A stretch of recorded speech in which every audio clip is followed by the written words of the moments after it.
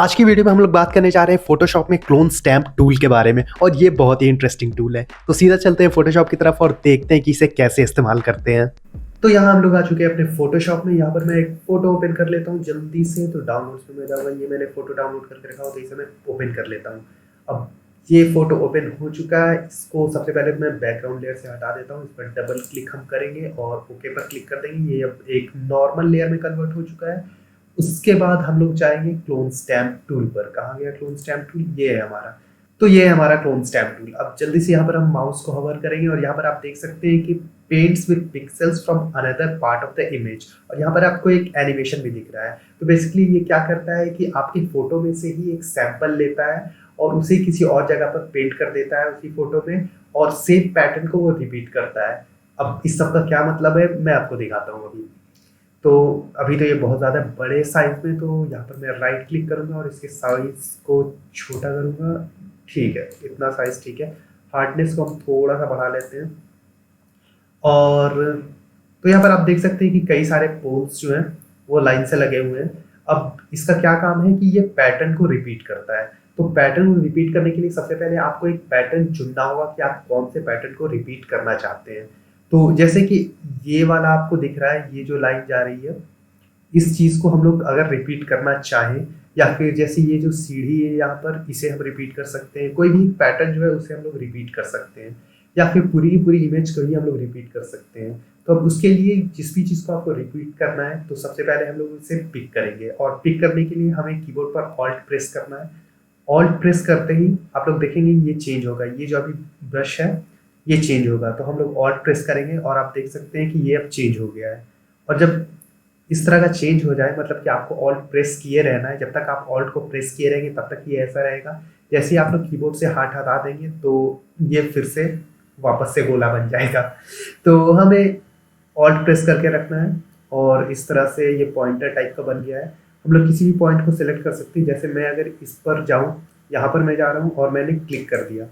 Alt press करते हुए में ही आपको क्लिक करना है। तो यहाँ पर ऑल्ट में प्रेस करके और मैंने क्लिक कर दिया। अब ये पैटर्न जो है वो पिक हो चुका है। तो आप देख सकते हैं जब मैं ब्रश को मूव कर रहा हूँ तो साथ में उस जगह का ये वाला जो पार्ट है वो साथ में मूव हो रहा है, मतलब कि मैं इससे पेंट कर सकता हूँ। अब अगर मैं चाहूँ इस पोल को अगर मैं हटाना चाहूँ, या फिर इस पोल को अगर मैं हटाना चाहूँ, तो इस तरह से मैं कर सकता हूँ।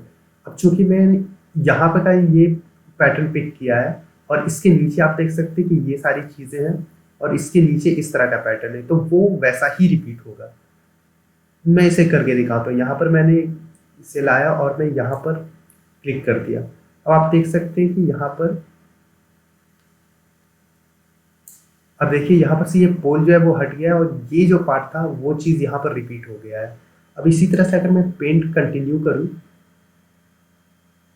तो आप देख सकते हैं कि नीचे जिस तरह का था वैसा ही नीचे हो गया है, और जैसा ऊपर में था वैसा ऊपर में हो गया है। देखिए आप यहाँ पर एक दूसरा कर्सर देख सकते हैं, वो उस पॉइंट के पैटर्न को रिपीट कर रहा है। जैसे यहाँ के ऊपर में ये सीढ़ियाँ थी तो यहाँ के ऊपर में ये सीढ़ी जो है वो पेंट होता जा रहा है। बेसिकली इस पॉइंट से ये स्टार्ट कर रहा है, यहाँ पर से हमने उसे पिक किया था, और उसके आसपास जितना भी एरिया है वो उसे ही रिपीट करेगा यहाँ पर। तो इस लाइन को तो इसने रिपीट किया ही यहाँ पर, साथ ही साथ ऊपर में जो सीढ़ियाँ थी उन सारी सीढ़ियों को भी इसने रिपीट कर दिया। तो कुछ इस तरह से ये क्लोन स्टैम्प टूल काम करता है। अब इस क्लोन स्टैम्प टूल की मदद से आप लोग किसी फोटो में किसी ऑब्जेक्ट को अगर रिमूव करना चाहें तो वो काम बड़ी आसानी से कर सकते हैं।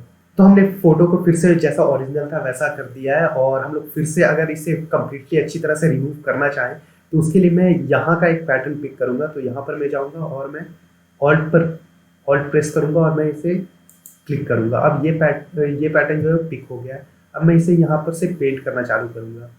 तो यहाँ पर मैं यहाँ तक पेंट करूँगा। अब इसके बाद हमें इस पैटर्न को, ये जो जहाँ पर वाइट एंड ब्लू, जहाँ पर दीवार जो है वो चेंज हो रहा है कलर, उसे मैं पिक करूँगा। तो यहाँ पर मैं लाकर फिर से ऑल्ट प्रेस करूँगा और मैं इस पैटर्न को पिक कर लूँगा। ये मैंने पिक कर लिया। अब यहाँ पर मैं इसे पेंट कर सकता हूँ। तो ये पेंट हो गया और यहाँ से ये हट चुका है। अब इस तरह से यहाँ पर ये जो पैटर्न है इसे हमें रिपीट करना होगा। तो उसके लिए मैं यहाँ से एक पैटर्न पिक कर सकता हूँ। मैंने ऑल्ट प्रेस किया, क्लिक किया, अब ये पिक हो गया है और यहाँ पर हमने इसे पेंट कर दिया। तो आप देख सकते हैं ये वाला जो है ये पूरी तरह से हट गया, एक पोल जो था यहाँ से वो पूरी तरह से रिमूव हो गया है। तो कुछ इस तरह से हम लोग क्लोन स्टैम्प टूल की मदद से किसी ऑब्जेक्ट को फोटो में रिमूव कर सकते हैं। इसके लिए हमें चाहिए होगा कि हमें पहले पैटर्न को रिकॉग्नाइज करना पड़ेगा। हमें पहले समझना होगा कि कौन सा पैटर्न जो है वो रिपीट कर रहा है और कौन से पैटर्न के रिपीट करने से हम लोग उस ऑब्जेक्ट को रिमूव कर सकते हैं। तो यार ये था फोटोशॉप में क्लोन स्टैम्प टूल, और अब आपको पता है कि मैं क्यों कह रहा था कि ये एक बहुत ही इंटरेस्टिंग टूल है। और ये वीडियो एक प्लेलिस्ट का पार्ट है जहाँ पर मैंने स्टार्टिंग से फोटोशॉप सिखाया हुआ है, तो प्लेलिस्ट का लिंक आपको डिस्क्रिप्शन में मिल जाएगा, जरूर चेकआउट करना। और आगे भी वीडियोस आने वाली है तो सब्सक्राइब कर लेना। मिलते हैं अगली वीडियो में।